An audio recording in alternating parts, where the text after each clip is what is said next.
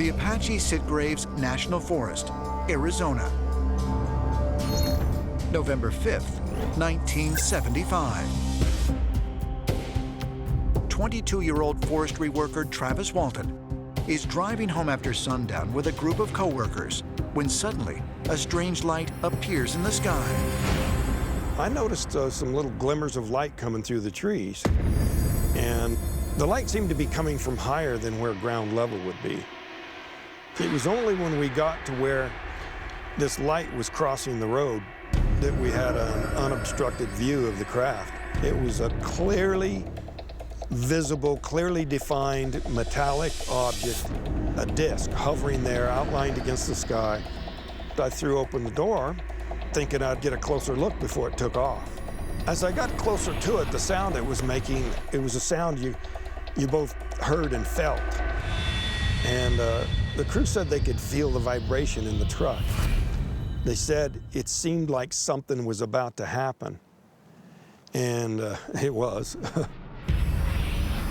That's when this energy hit me.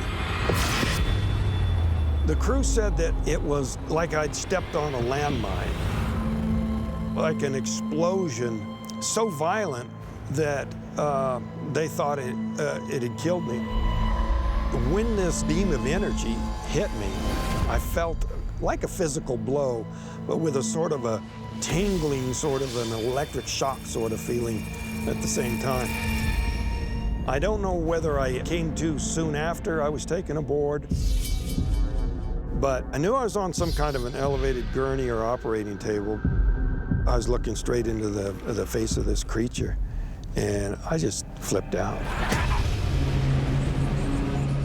He sees these grey extraterrestrials around him, and he panics, and he begins to struggle very violently.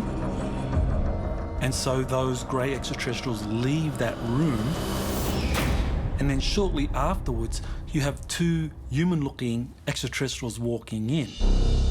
In the case of these human-looking ones, I started to have serious misgivings that this was a rescue.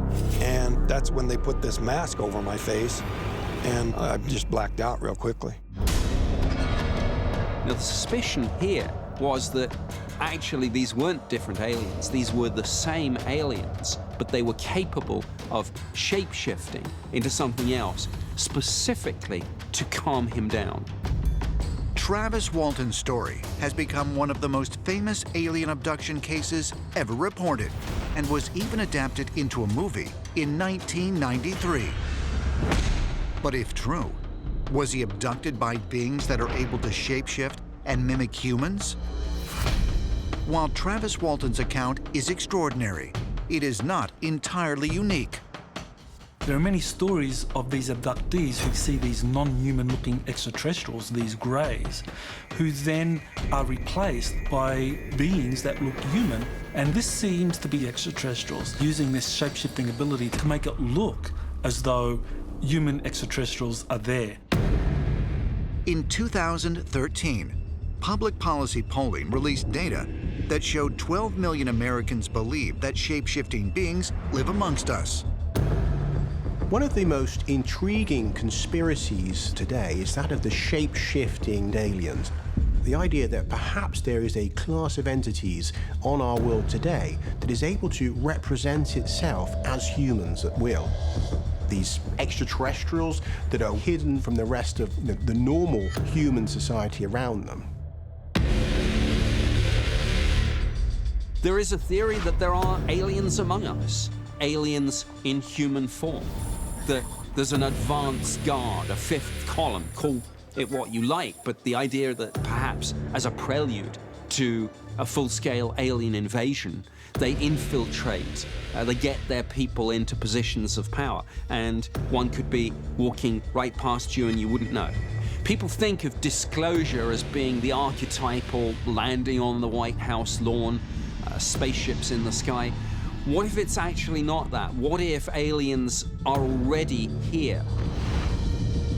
While the notion that shape-shifting extraterrestrials are living among the human race may sound like something ripped from a science fiction movie, this concept was actually prevalent among people living thousands of years ago. In ancient times, nearly every culture across the globe described their gods as not only descending from the sky, but also having the ability to transform their appearance. Shape-shifting has shown up throughout history in shamanic lore, in the great religions, the Olympians in Greece.